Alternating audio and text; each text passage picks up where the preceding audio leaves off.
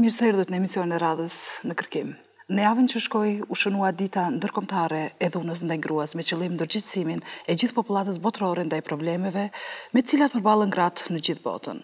Mesazhit të kësaj fushate i bashkangjitemi edhe ne si staf i këtij emisioni i cili ka si objektiv pikërisht luftën kundër këtij fenomeni negativ. Tema për cilën do të flasim sonte është mjaft e ndjeshme. Abortet selektive, ku ndodhin edhe në këtë shekull, edhe në ditën e sotme. Fillimisht, do t'ju ftoja të ndjekim një reportazh të përgatitur nga ekipi i emisionit Në Kërkim për të rikthyer në studio për të prezantuar mysafirët e tanë të ftuar për sonte.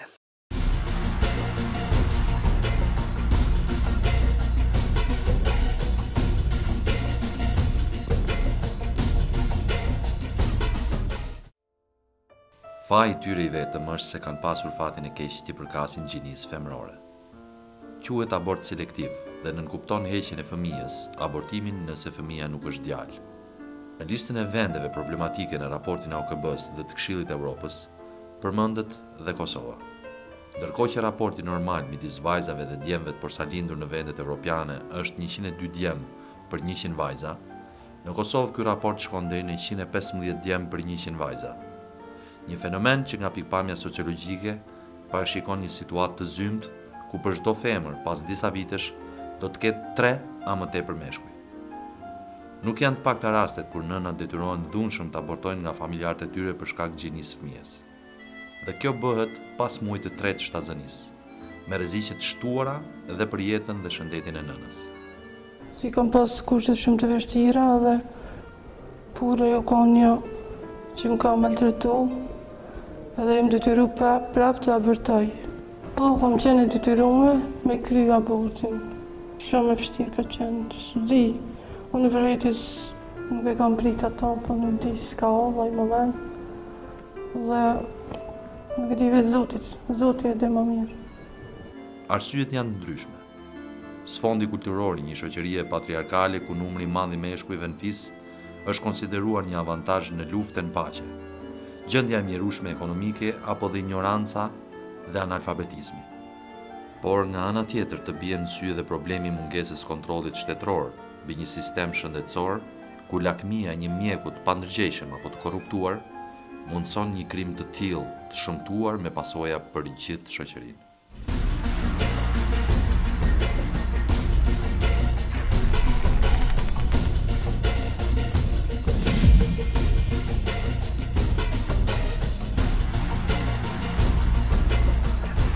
Ndoqëm reportazhin pra për abortet selektive, për ndërprerjen e 7 zënive me qëllim heqjen e fetusit me gjini femërore.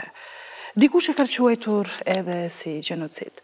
Të ftuar sonte në studio kemi Visare Mujko Nimani, shefe e zyrës UNFPA këtu në Prishtinë. Mirëmbrëma dhe mirë se erdhët. Mirëmbrëma, mirë se gjeta. Sociologe Zaide Gashi, mirëmbrëma dhe mirë se erdhët. Mirë se gjeta. Drejtoresh e klinikës ginekologjike këtu në Prishtinë, profesor Mirvete Paçarada. Mirëmbrëma dhe mirë se erdhët. Mirë se gjej. Ndoshta do të jetë një pyetje për gjithë, një raport që ka dalë nga OKB-ja në lidhje me këtë fenomen botror, ku përmendet edhe Kosova si një vend i prekur nga fenomeni i abortit selektiv. A pajtoheni me shqetësimin e gritur në këtë raport dhe sa jeni ndjeni, doktoresh, ndaj këtij fenomeni dhe sa i pranishëm është ai edhe në vendin tonë? Unë nuk kisha me thonë që është një dukuni shumë e pranishme, mund të ketë një rast sporadik, po jo si dukuni që shqiptarët nuk i dojnë fëmijët femna dhe i detyrojnë me abortu. Ligji mbi abortin është shumë i qartë dhe lejohet deri në 10 javë, ndërsa gjinia mund përcaktohet vetëm në javën e 16. Çdo femën, çdo mjek që kryen një abort është në ndesh me ligjin. Janë përcaktuar shumë mirë kushtet kur lejohet mas javës 10 abortimi i fëmijës, pa në asnjë rast nuk lejohet abortimi pse është fëmiu gjinisë femën. Po ne ndoqëm në reportazh ku zonja në fjalë ka qenë 16 javëshe, ku është detyruar realisht të thjesht të kryejë abortin, ndërpres shtatzënim për shkak se e ka pas femën, dhe po bëhet fjalë për vitin 2011. Unë e di që asnjë mjek me ligj nuk guxon me leju ndërprerjen e shtatzanisë për mbi javën e 10. Nuk guxon me leju, bjen ndesh me ligjin. Pra ajo nuk e përjashton mundësinë që ka dhe ndonjë mjek për përfitime materiale, ndonjë mjek matrapaz që i thët e ki vajzë edhe po, si do qoftë, unë sa e akuzoj mjekun i cili kushtimisht po thom është kolegë, se për ndryshe një mjek i ndërgjeshëm nuk ish me batë punë, po a që akuzoj edhe një femën e cila ka pranu me kry një intervenim të atilë. Unë prapë po mendoj duhmi me marrë me rezervë edhe këtë femën e cila thëtë se e kanë detyru me abortu. Do të ndërlidhemi pak më vonë, falë, po ju ndërpres, doktoresh, do të ndërlidhemi pak më vonë, t'japim fjallës edhe zonjës Visare, pasi që e kemi këtu. Cili është opinion juaj për këtë fenomen? Po, në rastin e UNFPA-s, ne kemi ba disa hulumtime dhe kemi përkrajën të një statistikës në 3 hulumtime në anketën demografike të vitit 1999, 2003 dhe 2009, të cilat në vërtet kanë tregu që diçka ka në shoqërinë kosovare për fat keq, ku do me thonë raporti gjinor mes fëmijëve të lindur vajza edhe djem është pak më i lartë se sa që është normalja. Normal do me thonë vetë natyra e ka ba që të lindin më tepër djem se sa vajza dhe në natyrë raporti i tillë, do me thonë pa intervenime po flas, është mes 103 dhe 105, do me thonë për çdo 100 vajza duhen të lindin 103 apo 105 djem.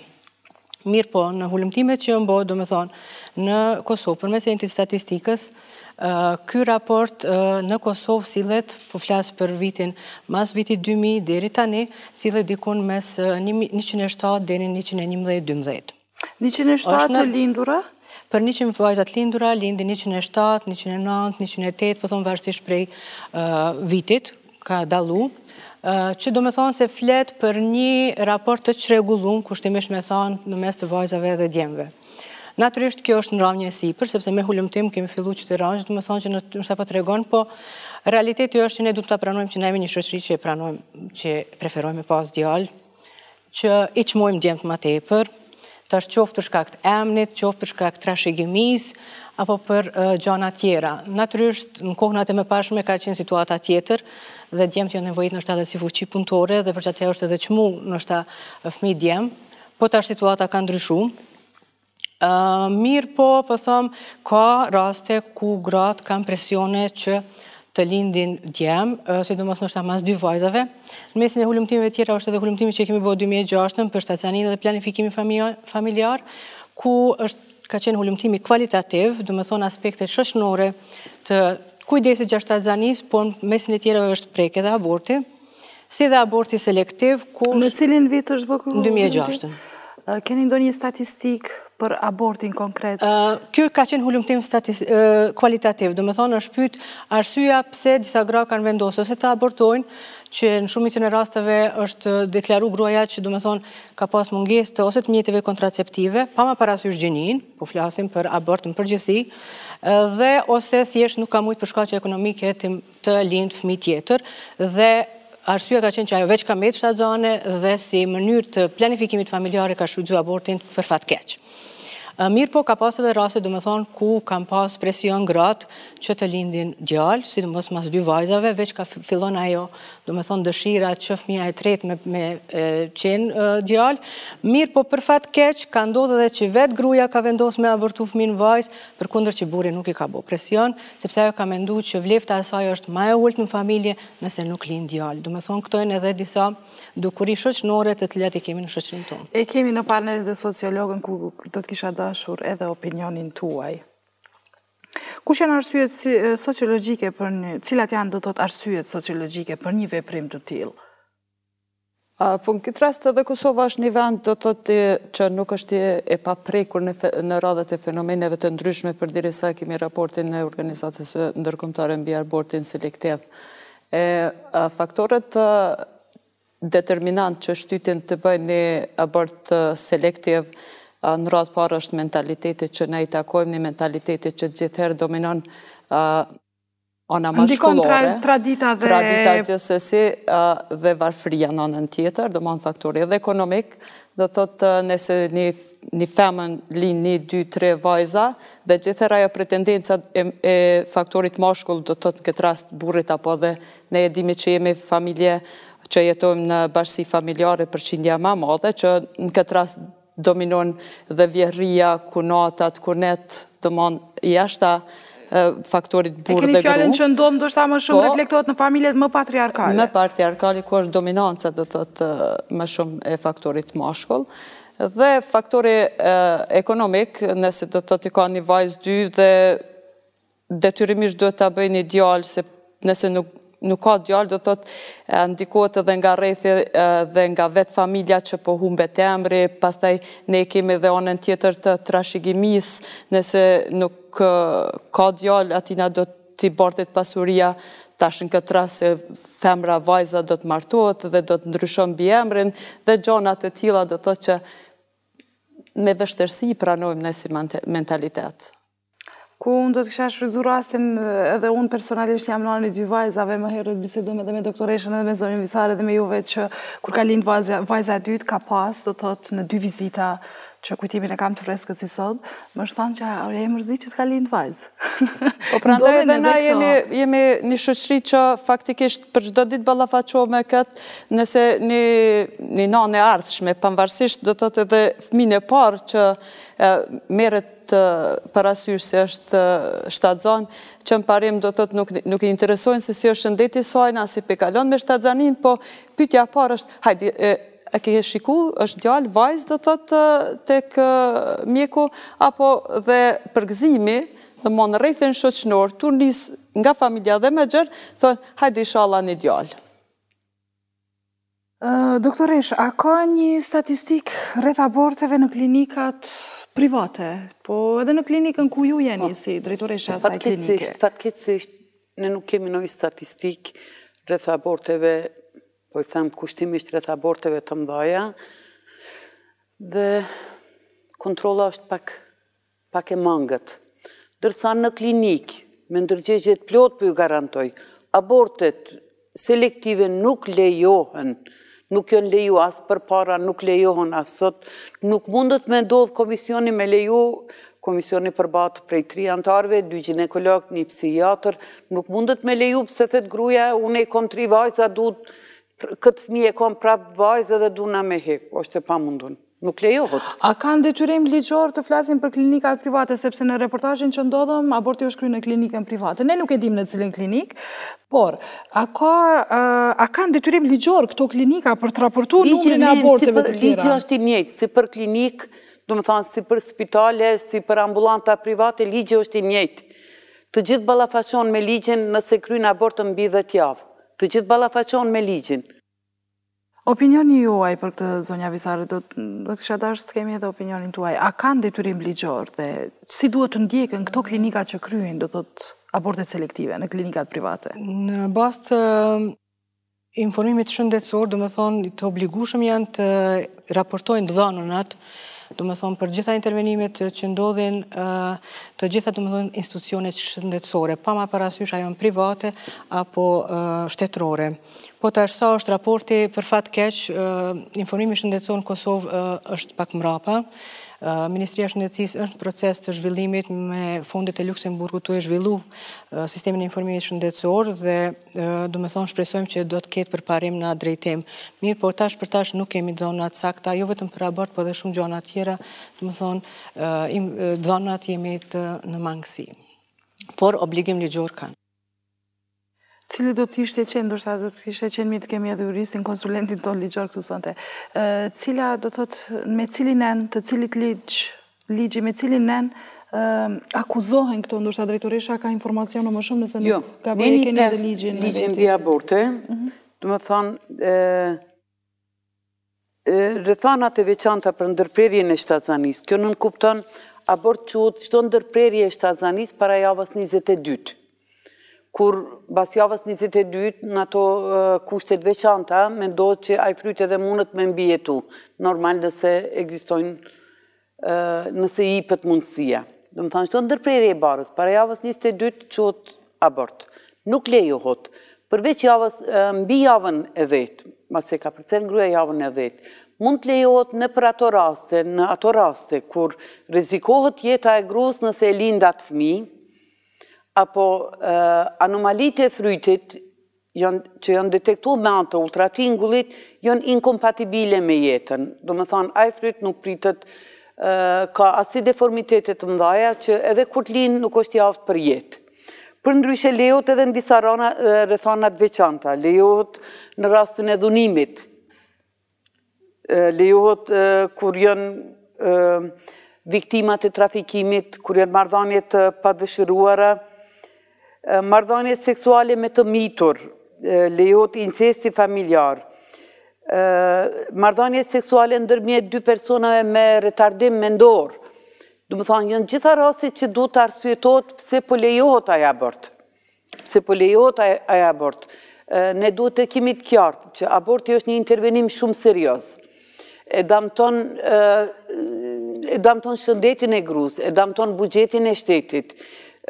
Pasojat mund t'jenë shumë të rënda.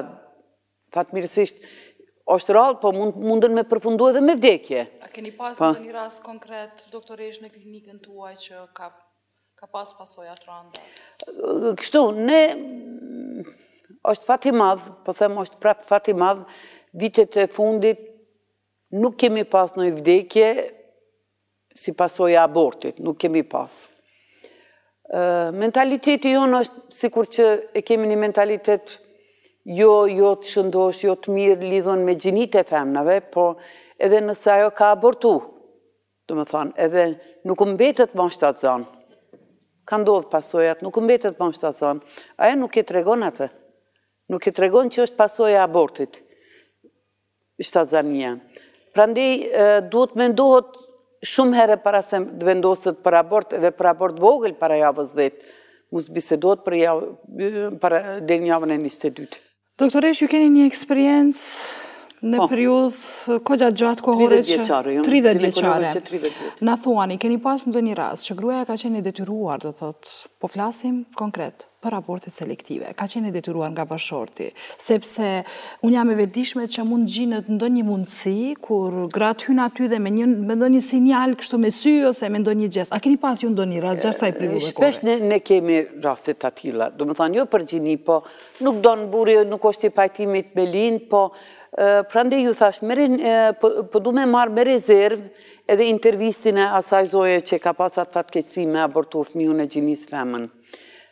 Në çdo ambulant, qoftë shtetnore, qoftë private, ekziston mundësia, do më thonë, burri nuk hin në atë pjesë kur ajo ekzaminohet.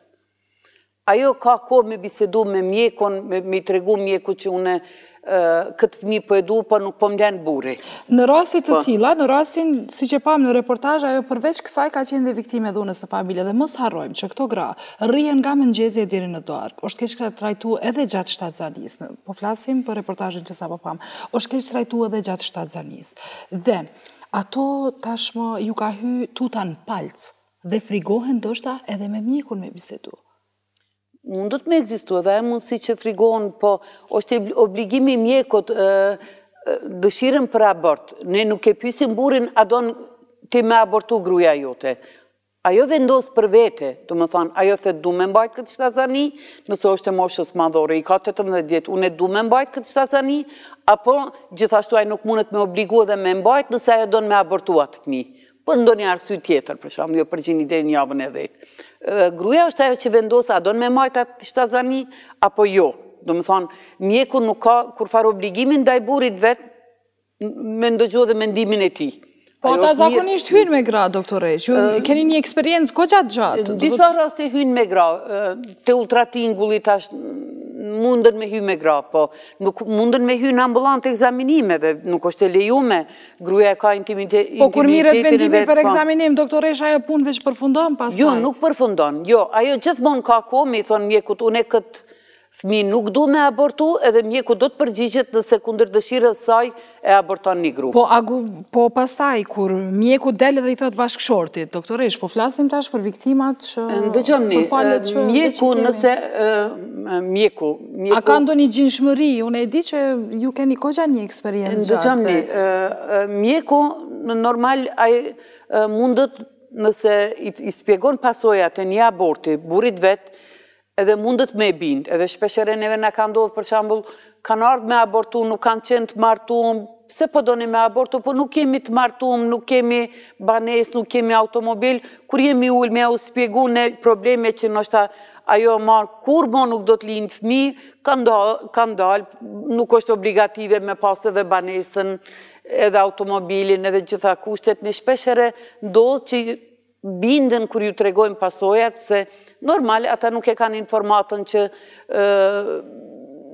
aborti është një intervenim shumë serios. Nëse ullët ju spjegohet bashkëshortve që është një intervenim shumë serios edhe mund tjetë me pasoja, rando një burë kish me pranu nëse normal ka me jetu me atë gru, me detyru grun me abortu, edhe nesër mas nesër mu balafaqu aj me problemet e grus e cila është damtu prej abortit. Në opinion thua, doktoresh, tashmë është si batut që buri ka pas 5 vajza, nëse nuk ka bëj, e kam dëgjuar edhe nga ju, buri ka pas 5 vajza dhe i ka thënë gruas që nëse mësjell dhe një vajzë në shtëpi dhe ti me gjithë vajzën. Cila ka qenë do të thotë prezantimi i mjekut kur ka dalë me informu të atin se qysh i ka thënë e ke edhe një djalë, po nuk e ke të shëndosh, derisa i ka tregu që vajzë e ke, po e ke të shëndosh, e ke shnoshe mirë. A mund në shpjegoni këte? Ne kemi, ne balafaqomi me rastet tilla. Mund kujtohet një rast prej praktikës, një prind, një bab i cili ka pas 3 vajza, edhe ka shku në Turqi për seleksionim gjinis, edhe kur i kalin fëmiu, kalin me sindromën Down. Edhe kretë kohën u mënojshin me i tregu, do me thonë që ky fëmi nuk është mirë, a është djalë, nuk i interesoj kja aty, a është mirë, a nuk o, veç a është djalë, ka dhe raste, po.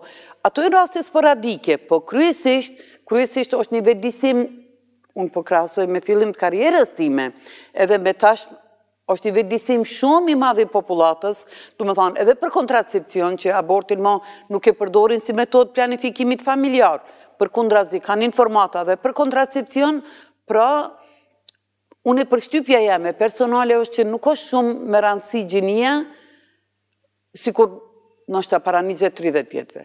Pra ndaj jemi edhe këtu sonte në emision, gjinia absolutisht nuk është me rëndësi, rëndësi ka tjetë një fëmi shëndosh. Unë e di që ka shumë prind që vuajnë të kenë një fëmi, pa dalim gjinia. Edhe nëse kisha me ju thonë, burave që ata janë determinus gjinis, do me thamë prej burit të mbarë qëfar gjinie do tjetë fëmio, nuk ishin me akuzu grun. Zonja Gashi, ju si sociologe, kush janë pasojat e një fenomenit të tillë, të përzgjedhjes së abortit sipas gjinisë së fetusit, dhe a do thot kjo se pas disa vitësh numri i meshkujve do t'jetë më i ndjeshëm, do t'jetë do thot më i madh, se sa ai i femrave si cekët edhe në raportin e Kombeve të Bashkuara? Po shiko, ne jemi të prind, e thamë edhe më herët që të kemi sa më shumë prezent familje tona, në shoqërinë tonë faktorin mashkull, do të thotë djalë apo vajzë, po gjithër zgjedhet tjetë mashkull. Tu mos e pas parasysh, do më thonë pikrisht edhe këtë fenomenin e ngritjes përqindjes në shoqërinë tonë të mashkujve në proporcion me femrat. Dhe ku do më rrinë një shoqëri, nëse do të në mënyrë proporcionale nuk e lejojmë që të zhvillohet nataliteti populatës, ashtu si që edhe donë vetë Zotit. Të gjithë jemi do të të edhe besimtar të një religioni apo religioni tjetër, po ne mundohem që të ndërhyjmë edhe në këtë drejtim që të përzgjedhim ne se qa po dojmë. Faktikisht në shoqërinë tonë, ne dim që para 2 viteve ka ndodhur një rast që një i moshuar, i moshë 74 vjeç, kujtoj ashtu, pasi që ka marrë një grue, si ka ba djallë vetëm vajza, ka marrë një tjetër edhe ajo vajza, dhe në moshën 74 vjeçar, detyrohet që të martohet, kushtimisht e marrim ndoshta me moshatare në njërën nga vajzat e tij, që vetëm të ketë një djallë. Për sa të herë është martu? Duket që për 4 herë më zgabofsha, Dhe e dim sa ju kemi kushtu vëmendje media tona dhe populata jonë, do të thot sfidën dhe rrezikun që ka marrë përsi për ai burri 74 vjeç, do të thot që asgjë s'ka vlej faktori femër, që dha veç se nuk ka qenë i kënaqur me vajzat. Nuk ka qenë i kënaqur, do të thot e ka i asaj sfide që ta përmbush atë egon e vet që s'paku të kem një mashkull në shtëpi. Dhe është bo feste madhe. Do të thotë, sidomos nuk kanë vlejt të gjitha ato vajza, se më kujtohet saksesht se sa i ka pas. E ka të vetën apo jo, le ta bëjmë një DNA.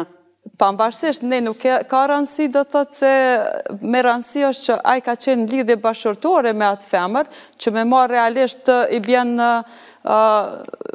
që është një farloj pedofilie këtu, sepse gruja me që dhe në kishte fëmin, dhe më honë në këtë rast djallit, ishte njëra nga moshatarët e vajzave ti. Dhe ne ja lejojmë i këta vetës, vetëm ta kemi një djallë. Kur thuani të ndërlidhem këtu me doktoreshën, kur thuani ta bën DNA-n, pse? Ai ka qenë 74 vjeç dhe... Ai ka qenë një 74 vjeçar. Realisht mundësit janë shumë të vogla. Po foli si mjek. Potenciale janë të vogla që të... Une kisha me propozu edhe antarë tjerë të familjes me bo një ekzamenim psihiatrik kur kanë leju një diçka të tillë. Dihen mundësit potenciali edhe mendor, edhe intelektual, për një 74 vjeçar jemi të bisedu, nuk jemi të bisedu për një njeri në kohën e potencës vetë. Ju lutem. Zonja Visare. Pikrisht të më falë që për ndërprej Edita, do të të mentaliteti jonë e pranon edhe një gjatë tillë, nuk e shiqon gjonat ma detaje se nga mund me pas atë trashëgus, nga linja vetë personale do të të është vetë ba biologika, është ba biologika, po është i dhurun, do të të në kuptimin e donatorve potencial që nuk dojna me i pranu. Do të të këto e pranojmë në pavarësisht, vetëm që të shkruhet në dokumentin zyrtar si djalli është i tina, pavarësisht s'ka rëndësi. Sikur t'i lind vajzë, detyrimisht kishin mujt me thonë edhe, tash po bim në një farë mënyrë pak po paragjikojmë, edhe rrethi edhe gjithë kishin mujt me thonë, lebe se ku me ditë se i kujnash, po lind djallë shunim shilë në këtë punë se miru bo, sepse tash t'i kokuna mjalon pasurin, trashëgimin e babës ti dhe mbjemrin. Fatkeqësia është që s'po kemi kur gjo kujna me ilon, veç po kemi atë dëshirën për me ilon dishka. Rëndom këto fenomene edhe po ndodhen në për rrethe ku nuk kanë kujna shka me ilon. Thjesht vetëm dëshira është për me bo djallë, sa që ka kujna shka me ilon. është një vetë një atësi për me realizu, do më thonë qatë boshlëkun. Një paciente kur e kishte vllau e ka vetëm një vajzë edhe kunata bisedon të për ata, edhe thjesht vrehe që ishte një familje mjaft e varfën. Po i thumë, shka ka lidhja, është fëmi ishtë tonë, është vajzë, shka ka lidhje. Po, tha dhe Clintoni e kish vesh një vajzë, po na nuk jemi Amerikë, dhe me që po ka kujnë me alon, pasunin e shqiptaris po ka kujnë me alon. Na nuk duhemi mu marrë me ato, po do me thanë në masë, nuk jemi, për shtypja jeme është, para 2 mujve në një emision jashtë sa isha për shof e qitë në Kosovën, do me thanë, si vend të selekcionimi gjinive. Për shtypja jeme është që dikush me qëllim, është ka i ban edhe këto informata për me tregu qesh shqiptarët edhe me qitë punë mirën, edhe vajzat i mysin kur i marin vesh. Nuk jemi në kinë. Kemi kujdes, na nuk jemi në kinë. Kemi vajza me generatat plota që prind nështë e kanë shite dhe shpinë për me qu fëmijën me shkollu jashtë. Cilin s'ke mujtë me paramendu para 20-30 vjetëve. Jemi akoma prezent në për familje tona, dikun një familje ma afer, ma të largë, pse ka qenë një njeri i martu me një gru, valla kjo po bënve qika, ta shte marrë edhe njën, ashta e tjetra më bënë, du me thonë, atë fenomen mo nuk jemi të e pa, dasht e pa dasht, në di shka duhet me pranu që jemi të hecë për para, normal, ajo hapa tona janë matë voglja, si që ne kishim dasht me të shëru, po, doktoresh, si shpjegohet që raporti vitin e kaluar gjinor, do të thotë, është diku ka një diferencë rreth 16%, doktoresh. Musu bazoni në raporte, musu bazoni, unë e po them, ne jemi klinik edhe numri maj madhe aborteve, ishda është më kry në klinikën në qendrën universitare, në klinikën universitare. Unë nuk po them që në ndonjë ambulant nuk kryot në abort, nuk përdu me përjashtu atë mundësi, Po ne nuk e kemi atë statistikë, mirëmi vesh që ne nuk e kemi, sepse në klinik nuk lejohet. Gjinia nuk mundet mu përcaktu para javës 16, edhe me ultratingull. Edhe pse jam kundër asaj përcaktimi gjinis, edhe me ultratingull. Do me thonë, vjen erdha me nuk vjen me më kontrolu. Po në përmjet analizës gjaku, doktoresha, mundet me u përcaktu para 16 javës? Jo, nuk mundet, nuk ka mundësi, do me thonë, mundet mu bo amniocenteza, po ajo gjithmonë bëhet me qëllime humanitare. Duhet bëhet muska, aj frytin që e banë nana, muska në smundje, nuk bëhet kërkun në botë, nuk bëhet për caktim gjinis. Nuk bëhet aje punë. Do me thanë, nuk përjashtoj edhe mundësin e mjekve. Pretendohet që dikun javën e 7 nuk është e mundën. Me horion frondozën mundët më bë për javës. Jo, ajo ndëgjëm një. Për javës 9, deri në javën e 11, mund bëhet me horion frondozëm, që qëtë një metod, mirët një pjesë e frytit, kushtimisht po i thëmë një pjesë e frytit, por gruja duhet jetë informume, që edhe është një metode dhe ajo metode rezikshme. Mundësia e dështimit ati frytit është dikon 50%. Tjetër është nëse ti ato e bënë për me pa muska fëmiu në smundje trashiguse, në sindrom Down, po nëse ti e bënë për gjini, po e zonë që po e me rezultatin ma 2 ditëve që aj fëmijë është djalë, po ti po aborton si pasojë e qati intervenimit. A mund bëhet në klinika private kjo lloj analize, doktoresh? Për momentin në Prishtinë nuk bëhet, po bëhet në Shkupe, në përreth bëhet. Do me thonë, mundet më bëhet. Zonja Visare, faleminderit shumë doktoresh për këto informacione. Në vendin tonë ka një numër të madh organizatash që merren me informimin do të rreth planifikimit familjar dhe metodave kontraceptive. Sa efikase kanë qenë këto fushata në vëdësimin e shoqërisë dhe zvoglimin e numrit të aborteve në përgjithësi dhe aborteve selektive në veçanti? UNFPA-ja vepron në Kosovë prej vitit 1999.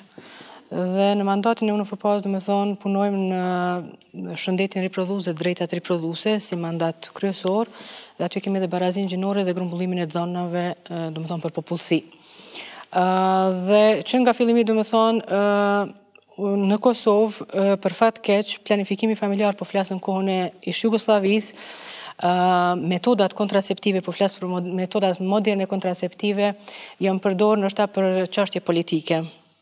Dhe, do me thonë, gratë tona nuk kanë përdor numër të mjaftueshëm dhe nuk kanë pas informatat mjaftueshme për metodat moderne të planifikimit familjar dhe për fat keq kanë përdor abortin si metodë të planifikimit familjar. Arsyet i përmendin doktoresha, do me thonë pasojat kanë qenë shumëta, në atë kohë ka pas edhe vdekje më të mëdhaja, do me thonë si pasojë abortit, mandej mos flasim, do me thonë kur nuk ka mujt gruaja ma me lind, edhe do me thonë ajo është faqe edhe në shëndetin e saj në radhë parë, por edhe për familje edhe rrethin ma gjanë, edhe në aspektin e buxhetit të shtetit. Do me thonë, prej 99-ës UNFPA-ja ka bo projekte të ndryshme për vëdësimin e popullatës, me thekst veçant të grave, por edhe duke i përfshi, do me thonë, edhe qifte dhe partnerët edhe burin edhe gruan, do me thonë, sepse planifikimi familjar nuk është vetëm i grus, po do me thonë, du të me qenë edhe i partnerit apo i burit. Dhe mendoj që ka pas ndikim të madhë, doktoresha përmendis, do me thonë, ka ra numri aborteve, nështë ajo që sa po kemi qef na që do me thonë mu shduk tërsisht abortin, kuptimin e asaj, po ajo është e pa mundu në me qërënjo, sepse ndodhin aksidente edhe janë edhe një përqindje e caktume, do me thonë e metodave të cilat e ka një përqindje të dështimit, po ka edhe raste që të i përmendëm të ndryshme. Mirë po, definitivisht, do me thonë numri aborteve si pasojë e vëdësimit për shfrytëzimin e mjeteve moderne kontraceptive, do me thonë është zvoglu, ka hapsin ende më punu, po vinë gjeneratat e reja, duhet të kemi parasysh që gjeneratat e reja po hynin në marrëdhënie seksuale më herët se nështë në kohën time apo në kohën e doktoreshës. Kështu që, do me thonë, informimi i drejt për mjetet moderne dhe, do me thonë, ne që prej vitit 2002 i kemi siguru Ministrisë Shëndetësisë si donacion mjetet moderne kontraceptive të cilat shpërndahen falas përmes, do me thonë, gjitha ambulantave, qendrave klinike, qendrës klinike universitare dhe qendrave të mjekësisë familjare. Do me thonë gjitha institucionet shëndetësore shtetërore, do me thonë janë falas, i kemi 5 lloje të cilat i kemi sjell. Në mesin e tyne e kemi, do me thonë, janë injekcionet, janë pilullat me dozë të ulët, kemi kondomt dhe kemi edhe kontracepcionin emergjent. Dhe, do me thonë, eftoj populatën që të shfrytëzojnë, do me thonë, njipën falas, vetëmja që duhet të bëjnë është të shkojnë, ose të ginekologu, ose të mjeku familjar të informohen, dhe varësisht cila i përshtatet mund të përdorin dhe mas të vjen deri te aborti dhe i cili mund të ketë pasojë. Ndoshta të duhet një informacion shtesë. Ku mund të birën këto mjete kontraceptive? Mund të mirën që unë do t'ju jepi, në klinikën tonë ekzistojnë ambulanta specialistike, ekziston ambulanta për planifikimin familjar. Do më thanë, 2 ginekolog punojnë në orar të plot punës edhe vetëm duhet me ardhë më lajmëru.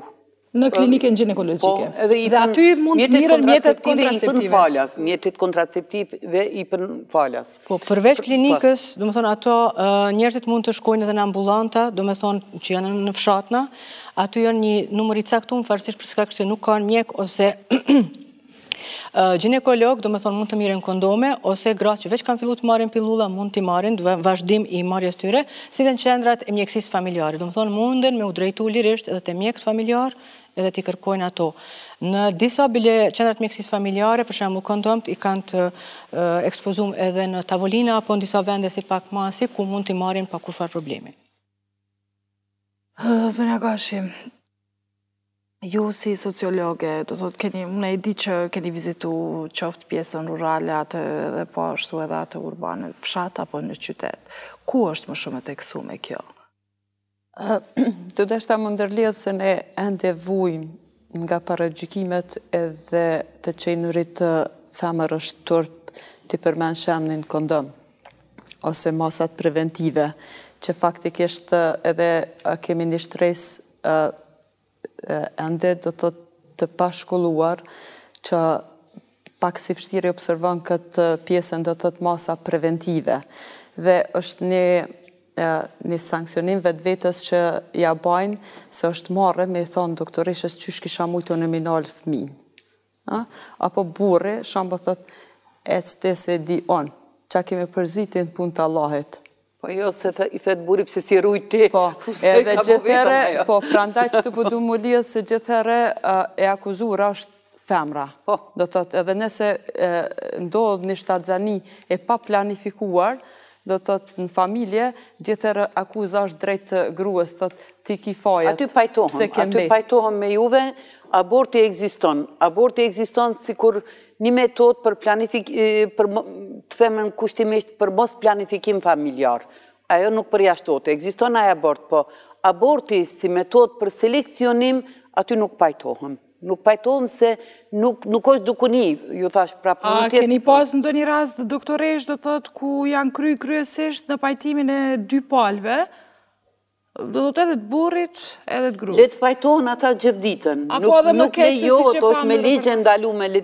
Po, doktoresh, sa është ligje funksional, shambull në këtë rast nëse gruja nuk do në detyrimisht me abortue, pambasisht do më tonë selekcionimi. Ajo deri në javën e 10. Gruja nuk do në me abortu, edhe nuk është e obligume me abortu, nuk është e obligume me ndëgju.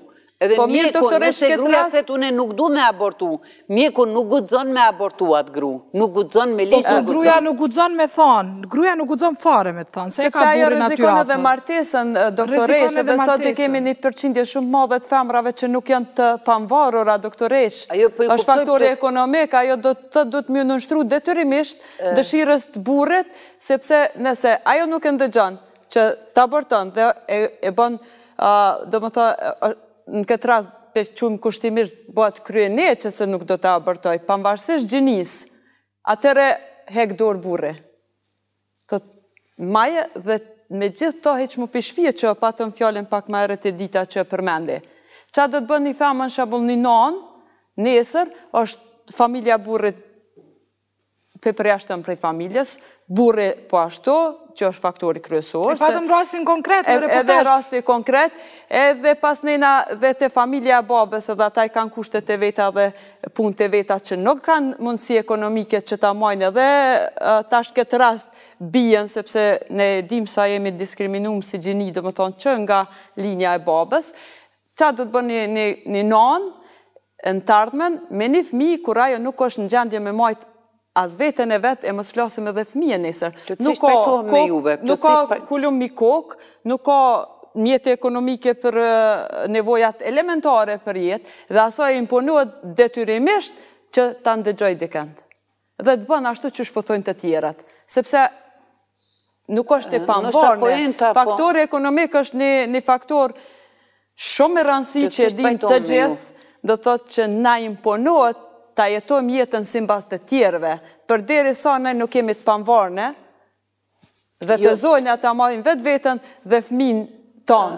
Ne e kemi një përqindje tash, kushtimisht me thonë, mjaft mirë, por nuk është e mjaftueshme, sepse është një pjesë e paprekur që kemi sidomos zonat e thella rurale, që do të thotë ato nështë duhet me shkum për cilën e dikujt të ginekologu, qoftë edhe kur nuk është prezent aborti dëshirueshëm apo i pa dëshirueshëm, apo aborti selektiv apo jo selektiv, nështë avun prej shumë smundjeve gjatë kohës të shtatzanisë dhe nuk janë të vedishme se qëfar smundje e kanë, dhe nesër pas lindjes ballafaqohen me smundje të ndryshme, juve që e dini këtë sferë ma mirë se unë.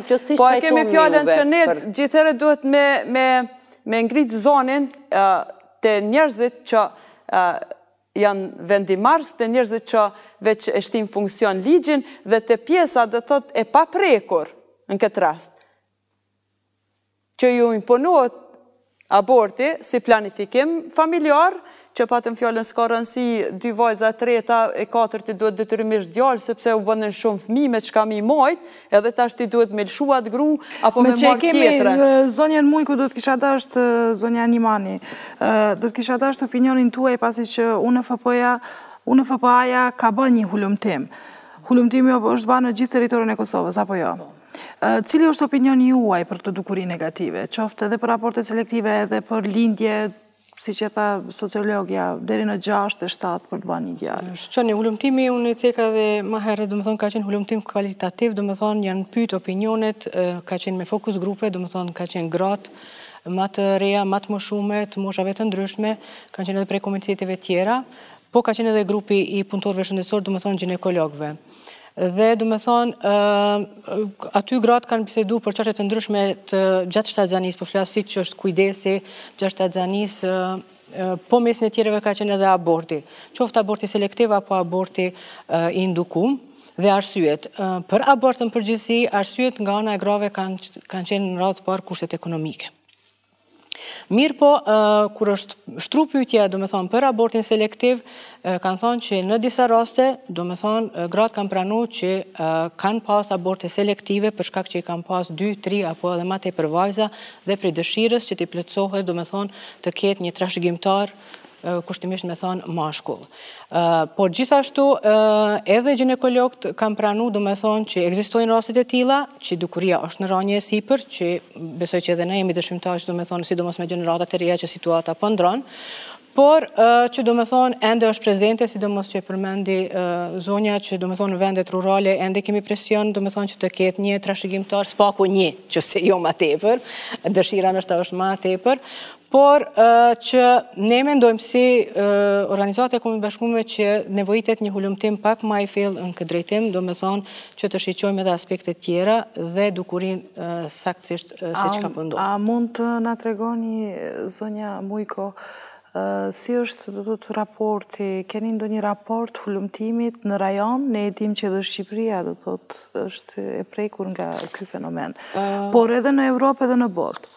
Në organizatën tuaj, keni ndonjë raport? Raport konkret përveç të që kemi bo në Kosovë, ne nuk kemi, do me thonë edhe në bazë të dhënave statistikore nga enti statistikës, ku është ajo rrjedhja me vjetë tona, do me thonë për cilja e raportit gjinor.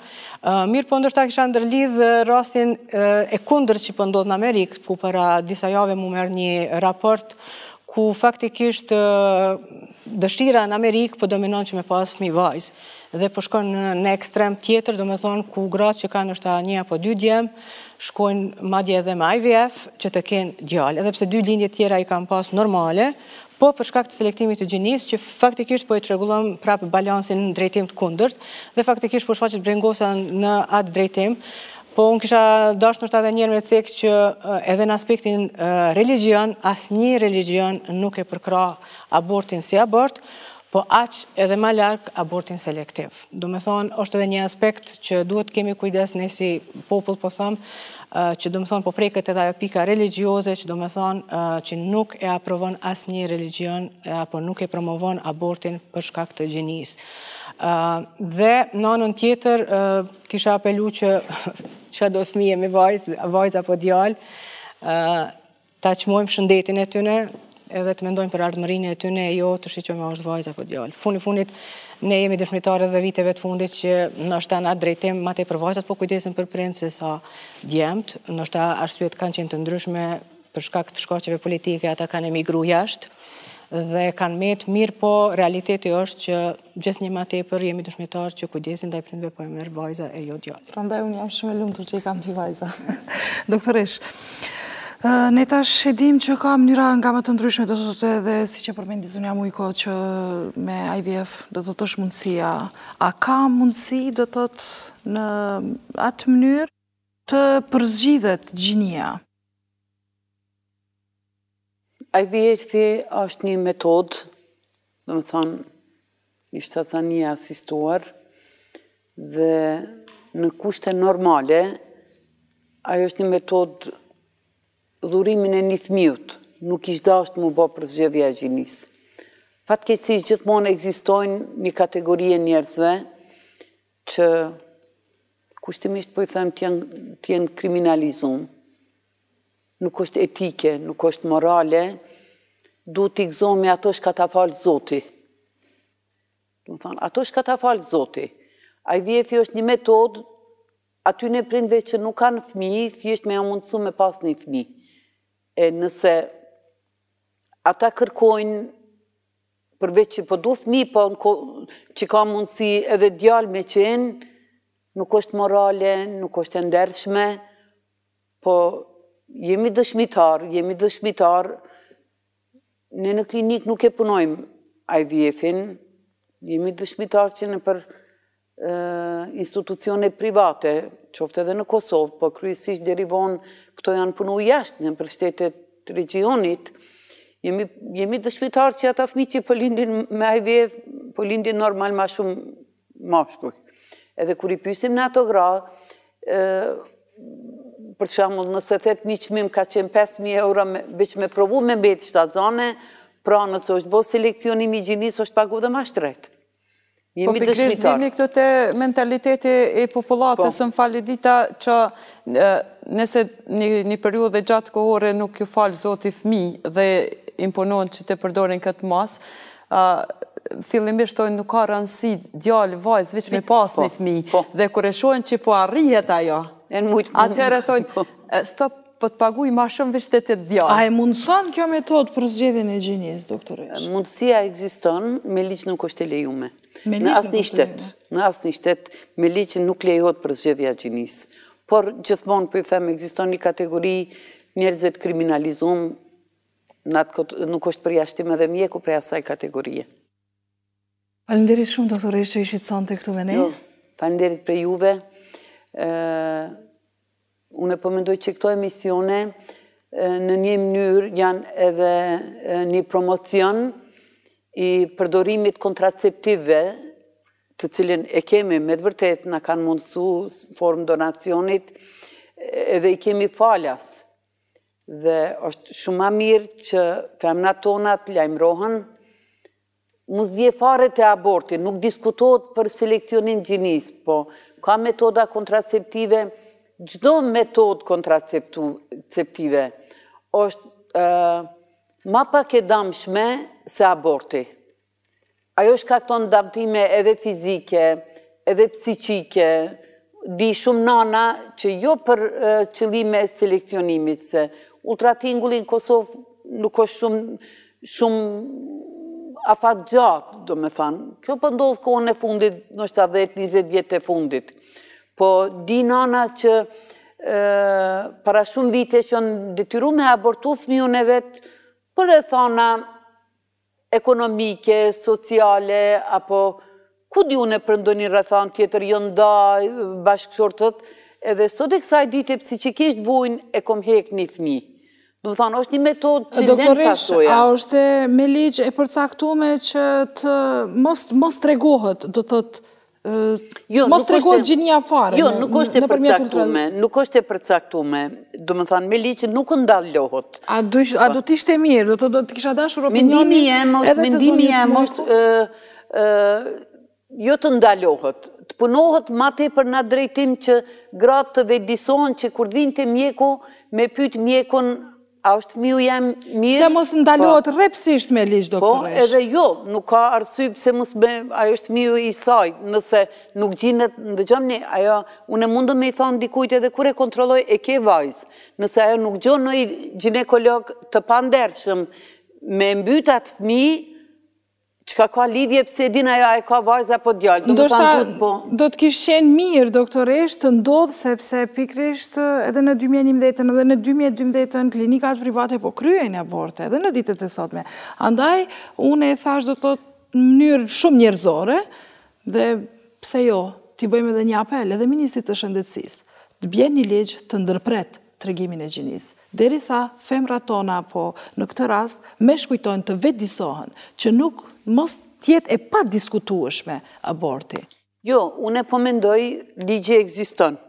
Jemi popull që nuk po e respektojmë ligjin, se ligji ekziston, ti nuk guxon me ndërprej shtatzanim se është vajza apo djalë. Ne nuk kemi të i respektu ligjin. Pra mundet prap me pru ligjin, mos e tregoni gjinin. A jeni ju e pajtimi zonja Visare për këtë? Ligji ekziston, na vetëm do të me respektu ligjin. Të është pëthom, jonë rethona që përmendi, jonë rethona të ndryshme, ndoshta për këtë kohë, ndoshta kishë mujtë me shqyrtu mundësin që mos me u tregu, po tash praktikisht sa mund të me u realizua, është tjetër çështje. Po, prapë po mendoj që është ma mirë me u vedisu dhe me i qmu fëmit, pa ma parasysh, është vajzë dhe pa dalim gjinie, do me thonë ratë par me shqu fëmit e shëndosh dhe aspektin shëndetësor, edhe të nanës natyrisht, dhe që t'i edukojmë, të arsimojmë dhe t'i qojmë për para. Unë duat ju falenderoj që ishit sonte këtu, mendoj që në përmjet emisionit në kërkim, dham një mesazh sado me një periudhë shkurt kohore që kemi në dispozicion. Mendoj që të ketë efekt kjo. Faleminderit shumë doktoresh që ishit sonte këtu me ne. Faleminderit shumë zonja Visare. Faleminderit shumë zonja Gashi. Të dashur miq, erdhëm në fund të këtij emisioni. Vazhdoni të na shkruani në email adresën tonë, raportoni në numrat që keni poshtë ekraneve tuaja. Për çdo koment, sugjerim, kritik që ju keni, shkruani në email adresën tonë. Deri në javën e ardhshme në po të njëjtën kohë, natën e mirë dhe mirëmbëjtje.